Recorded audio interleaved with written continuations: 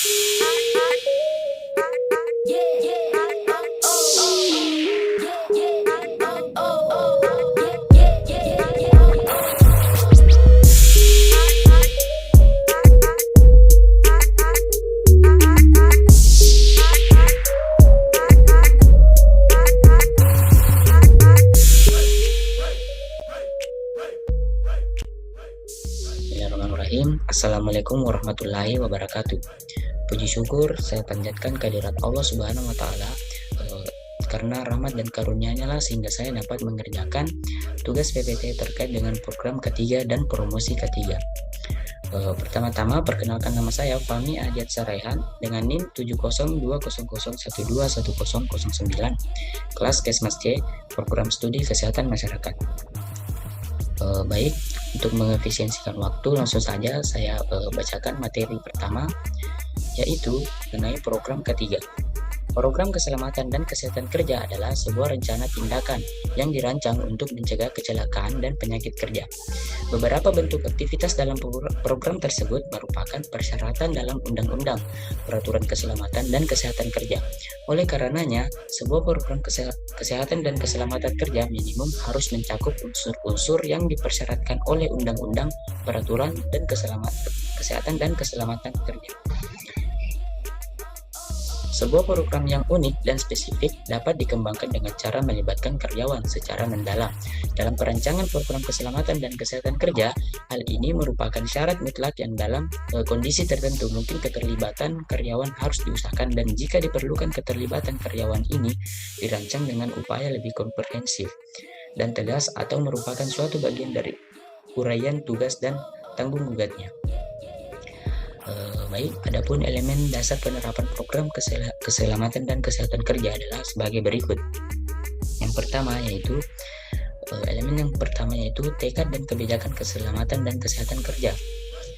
Elemen yang kedua, tanggung jawab atau wewenang dan tanggung jawab.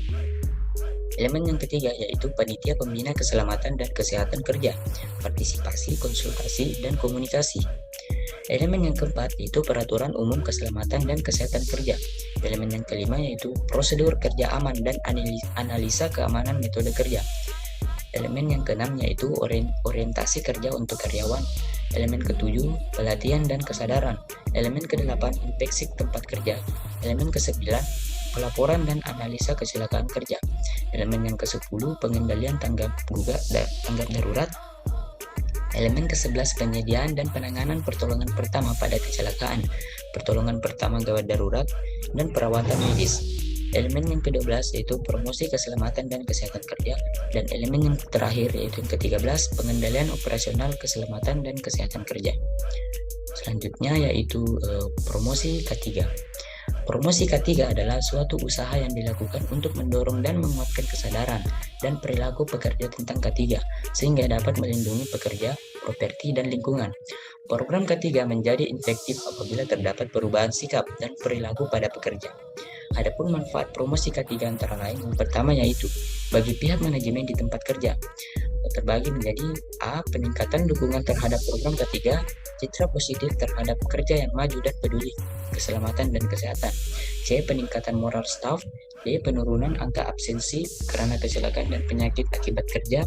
E. Peningkatan produktivitas. Dan yang terakhir F. Penurunan biaya kecelakaan dan kesakitan.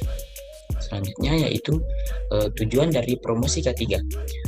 Pertama, meningkatkan kesadaran dan partisipasi semua pihak untuk efektivitas pelaksanaan K3. Kedua, mendorong terciptanya budaya K3 sebagai kebutuhan individu dan masyarakat. Dan yang terakhir, mendorong peningkatan peran perguruan tinggi dan lembaga lainnya dalam peningkatan kualitas SDM sumber daya manusia dalam bidang K3. Baik, kesimpulan dari presentasi saya. Program keselamatan dan kesehatan kerja adalah sebuah rencana tindakan yang dirancang untuk mencegah kecelakaan dan penyakit kerja. Program keselamatan dan kesehatan kerja merupakan syarat mutlak yang dalam kondisi tertentu mungkin keterlibatan karyawan harus diusahakan, dan jika diperlukan keterlibatan karyawan ini dirancang dengan upaya lebih komprehensif dan tegas atau merupakan suatu bagian dari uraian tugas dan tanggung jawabnya. Adapun tujuan dari promosi K3 yaitu mendorong terciptanya budaya K3 sebagai kebutuhan individu dan masyarakat. Baik, sekian dari presentasi saya. Kurang dan lebihnya mohon dimaafkan. Assalamualaikum warahmatullahi wabarakatuh.